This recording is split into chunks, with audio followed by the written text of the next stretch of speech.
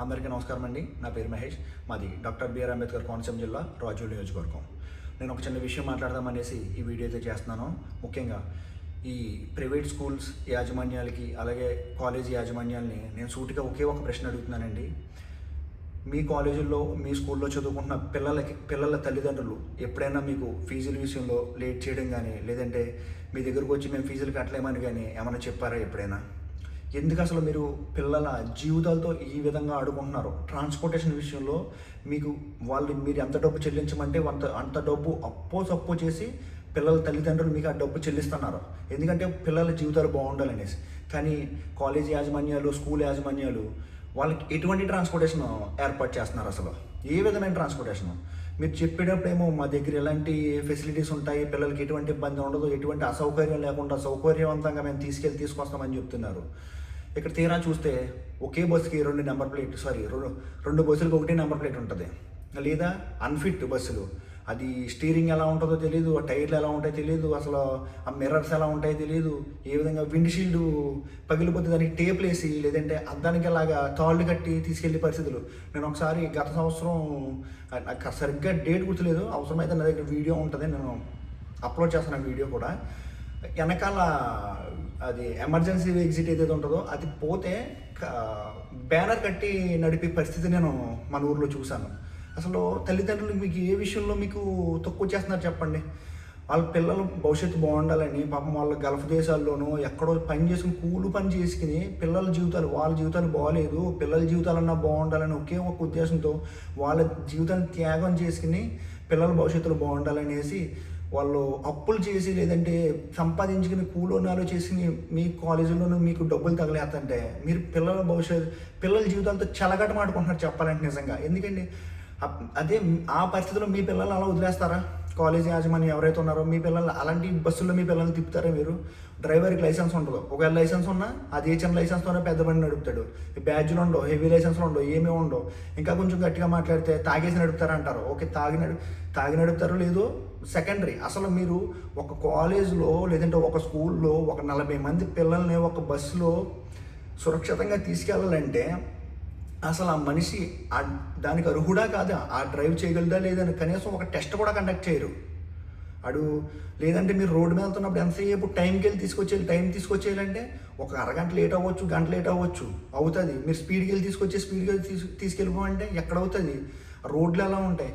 ఒక school bus నడిపి డ్రైవర్కి మినిమం కామన్ సెన్స్ ఉండవలసిన విషయం ఏంటంటే, నాతో పాటు నా వెనకాల 40 మంది భవిష్యత్తు ఉంది, వాళ్ళని మనం సేఫ్గా ఈరోజు వాళ్ళ ఇంటి దగ్గర నుంచి మనం ఎలా సేఫ్గా తీసుకుని స్కూల్లో దింపుతున్నామో అంతే సేఫ్గా మళ్ళీ స్కూల్ నుంచి ఇంటికి తీసుకెళ్ళి దింపి రావాలి అని ఒక బాధ్యత కలిగిన వాడిని డ్రైవర్గా పెట్టుకోవాలి తప్ప ఎవరిని పడితే డ్రైవర్గా పెట్టుకోకూడదు.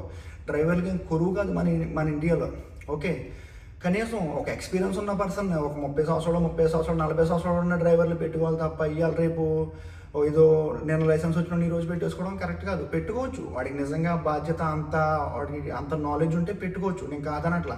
కాకపోతే మన ఇంటి దగ్గర అసలు ఎలాంటి వాళ్ళని డ్రైవర్గా పెట్టుకుంటున్నారో నాకు అసలు అర్థమే కావట్లేదు. నేను డ్రైవర్లు తప్పు అనట్లేదు, కాకపోతే ఇది నార్మల్లో పబ్లిక్ ట్రాన్స్పోర్ట్ నడపడం వేరు, పిల్లల్ని స్కూల్ బస్సులు నడపడం చాలా వేరు. ఎందుకంటే పిల్లల జీవితాలు ఆ బస్సులోనే ఆధారపడి ఉంటాయి. నిజంగా అనుకోకుండా ఏదైనా సంఘటన జరిగి, ఏ యాక్సిడెంట్ జరిగి పిల్లల జీవితాలు ఏదైనా అయిపోయింది, కాలేజీ లేకుండా పేరెంట్స్ వాళ్ళ జీవితం ఏంటి? అసలు పిల్లల జీవితాలు ఏంటి? తల్లిదండ్రులు ఎన్నో కళలు వాళ్ళ మీద ఎన్నెన్నో ఆశలు పెట్టుకుంటారండి. మా పిల్లలు ఎలా చదువుతారు, అలా చదవాలి, ఎంత బాగుండాలి నా పిల్లలు అనేసి. ఆ కళలన్నీ కూడా ఆ ఒక్క బస్సు యాక్సిడెంట్లో పోయినట్టే కదా. చెప్పండి యాజమాన్యాలు, మీరు చెప్పండి అసలు మీకు తల్లిదండ్రులు ఏ విషయంలో మిమ్మల్ని లోడ్ చేస్తున్నారు? మీరు 50,000 కట్టమంటే 50,000 కడుతున్నారు, 1,00,000 కట్టమంటే 1,00,000 కడుతున్నారు. ట్రాన్స్పోర్టేషన్ ఎంత ఫీజు అవుతుందండి అంటే ఎంత ఫీజు కడుతున్నారు? మీరు అసలు ఏ స్టూడెంట్ తల్లిదండ్రులన్నా ఒక్క టర్మ్ ఫీజు 2 రోజులు లేట్ అయితే మీరు ఊరుకుంటారా? పదే ఫోన్ చేసి విసికించేసి ఆ ఫీజు కట్టే వరకు కూడా వదలరు. అదే తల్లిదండ్రులు ఒక పాడైపోయిన బస్సు వస్తుంటే మీ దగ్గరకు వచ్చి మాట్లాడి స్థితి లేకుండా అయిపోయింది, మీరు మాట్లాడినట్లా. నిజంగా తల్లిదండ్రులు కూడా చైతన్యం రావాలి ఈ విషయాల్లో. ఒక స్కూల్ బస్సు అన్ఫిట్గా ఉన్న స్కూల్ బస్సు వచ్చి మీ పిల్లలున్న స్కూల్ బస్సు ఎక్కించుకుంటండి, మీరు బస్సు అక్కడి నుంచి కదలనివ్వకూడదు. ఒకరోజు స్కూల్ పోతే పోయింది, ఈ బస్సు పరిస్థితి ఏంటి? అసలు ఎలాంటి బస్సులో మా పిల్లల్ని ఎలా పంపమంటారో అసలు ఈ బస్సులో వెళ్తే పిల్లలు తిరిగి వస్తారనేసి క్వశ్చన్ చేసే అధికారం మీకు ఉంది తల్లిదండ్రులకి. ఎందుకంటే మీరు ఫీజులు కడుతున్నారు. మీరు ఫీజు కట్టి పిల్లల్ని స్కూల్కి పంపుతున్నారు తప్ప మీరు ఫ్రీగా ఏం చదివించట్లేదు అక్కడ పిల్లల్ని. సో మీరంత ఫీజు కడుతున్నప్పుడు మీకు అడిగే అధికారం ఉంది. బస్సుని అక్కడ నిలబెట్టి డ్రైవర్ని కింద దింపి మీరు అడిగే అధికారం ఉంది. మేనేజ్మెంట్ని రప్పించాలి అవసరం అయితే మీరు ఇంటికి. ఈ బస్సు పరిస్థితి ఏంటి, ఎలాంటి బస్సులు మా పిల్లల్ని పంపితే మా పిల్లల భవిష్యత్తు ఏంటి అనేసి ఆలోచించండి. ఇదిగో నేనేదో ఈ రోజు అంతర్వేదిలో జరిగిన విషయాన్ని బేస్ చేసిన మాట్లాడట్లా. మొన్న టీషర్ట్ పనుల్లో కూడా ఇలా జరిగింది. అంతకుముందు కూడా జరిగింది, చాలా జరిగింది, ఫస్ట్ టైం కాదు. పిల్లల అదృష్టమో తల్లిదండ్రుల అదృష్టమో తెలియదు కానీ ఎవరికేం కావట్లేదు. అది ఒక నిజంగా దేవుడికి నిజంగా కృతజ్ఞత కలిగి ఉండాలి ఆ విషయంలో. మీరు ఒక్కసారి కాలేజ్ యాజమాన్యాలు కానివ్వండి, తల్లిదండ్రులు కానివ్వండి, ఒక్కసారి ఆలోచించి పిల్లల్ని ఈ బస్సుల్లో పంపడం అయితే కరెక్ట్ కాదు. మరి ముఖ్యంగా ఈ సగినేటిపల్లి, మల్కీపురం మండలాల్లో తిరుగుతున్న బస్సులు ఏవైతే ఉన్నాయో మరీ దారుణంగా ఉన్నాయి. మరీ దారుణంగా ఉన్నాయి. ఒకటికి 2 సార్లు ఆలోచించి నిర్ణయాలు తీసుకోవాలి. కాలేజ్ యాజమాన్యం కూడా వీటి కోసం ఆలోచించండి. మీరు విద్య అనేది ఒక బిజినెస్ అయిపోయింది. ఇప్పుడు కదా, ఎప్పటి నుంచో కూడా బిజినెస్ అయిపోయింది కాదనట్లా. మీరు బిజినెస్ చేసుకోండి, పిల్లల జీవితాలతో బిజినెస్ చేసుకోండి. మీరు ఎంత డబ్బు సంపాదించుకోండి. కాకపోతే వాళ్ళకి నాణ్యమైన ట్రాన్స్పోర్టేషన్ ఇవ్వండి. దయచేసి మంచి డ్రైవర్లు పెట్టుకోండి. ఒక టెస్ట్ కండక్ట్ చేయండి డ్రైవర్లకి. డ్రైవింగ్ జాబ్ ఆడు ఫిట్టా కాదనేసి ఒకసారి టెస్ట్ కండక్ట్ చేయండి. మన రోడ్లు ఎలా ఉంటాయి, మహా అయితే 40-50 స్పీడ్లో వెళ్తేనే ఎవడడ్డు వచ్చినా ఆపలేని పరిస్థితి. అలాంటి రోడ్లో 70-80 కొడితే ఎలా ఉంటాయి చెప్పండి స్కూల్ బస్సులు. ఎంత ఎయిర్ బ్రేక్స్ ఉన్నా, ఏమున్నా, ఎంత హెవీ కండిషన్లో ఉన్నా, మనం ఎంత కరెక్ట్గా వెళ్ళినా అవతల వచ్చి గుద్దేసాడు అనుకో, ఖచ్చితంగా నష్టం మనకే. ఓకే, కొంచెం డ్రైవర్ సోదరులు కూడా స్కూల్ బస్సులు నడిపే డ్రైవర్ సోదరులు అయితే మరి ముఖ్యంగా ఆలోచించాలి. మీ ఇంట్లో కూడా మీకు కూడా పిల్లలు ఉంటారు.